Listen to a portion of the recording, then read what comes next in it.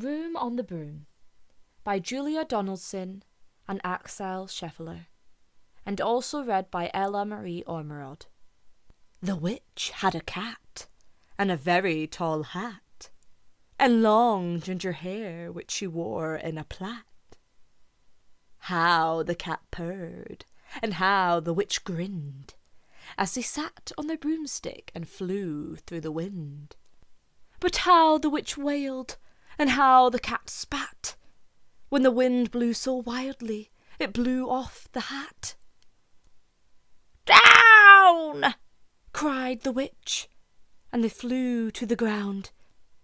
They searched for the hat, but no hat could be found. Then, out of the bushes on thundering paws, there bounded a dog, with a hat in his jaws. He dropped it politely, then eagerly said, as the witch pulled the hat firmly down on her head, "I am the dog, as keen as can be. Is there room on the broom for a dog like me?" "Yes!" cried the witch, and the dog clambered on. The witch tapped the broomstick, and whoosh! They were gone. Over the fields and the forests they flew. The dog wagged his tail, and the stormy wind blew. The witch laughed aloud and held onto her hat. But away blew the bow from her long ginger plait. "Down!" cried the witch, and they flew to the ground. They searched for the bow, but no bow could be found. Then out from a tree, with an ear-splitting shriek, there flapped a green bird with the bow in her beak. She dropped it politely and bent her head low, then said, as the witch tied her plait in a bow, "I am a bird, as green as can be. Is there room on the broom for a bird like me?" "Yes!" cried the witch. So the bird fluttered on.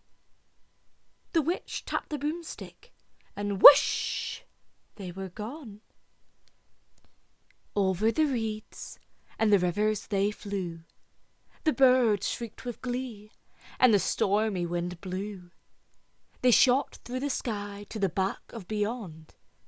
The witch clutched her bow, but let go of her wand. "Down!" cried the witch, and they flew to the ground.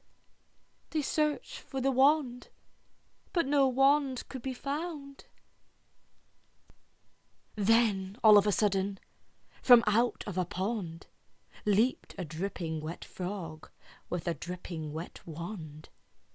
He dropped it politely, then said with a croak, as the witch dried the wand on a fold of her cloak, "I am a frog, as clean as can be. Is there room on the broom for a frog like me?"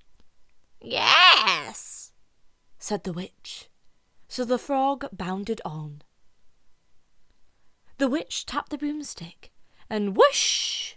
They were gone. Over the moors and the mountains they flew. The frog jumped for joy, and the broom snapped in two. Down fell the cat and the dog and the frog. Down they went tumbling into a bog. The witch's half broomstick flew into a cloud, and the witch heard a roar that was scary and loud. "I am the dragon, as mean as can be, and I'm planning to have witch and chips for my tea." "No!" cried the witch, flying higher and higher. The dragon flew after her, breathing out fire. "Help!" cried the witch, flying down to the ground. She looked all around, but no help could be found.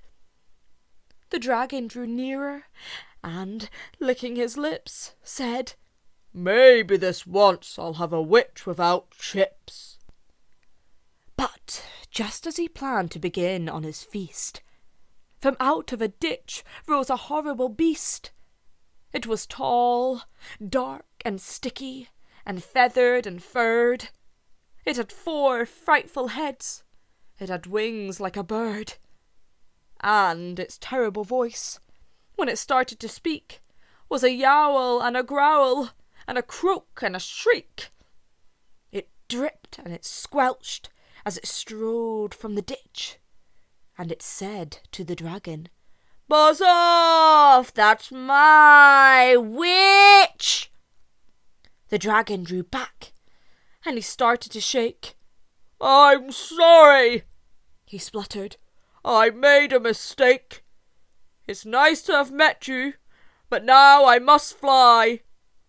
And he spread out his wings and was off through the sky.